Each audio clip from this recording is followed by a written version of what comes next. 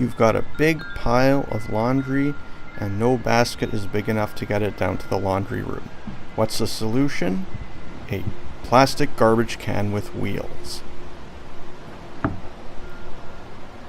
This is like a big basket with wheels. Throw the laundry into the garbage can. This should be a clean garbage can. And you'd be amazed at how much laundry will fit into one of these garbage cans. You can just keep filling it up and filling it up. And once it's full, it's actually pretty easy to move it down to the laundry room. You can just cart it away. It rolls easily, just like taking out the garbage. And it fits into elevators, and it's easy to maneuver. And it has a very large capacity.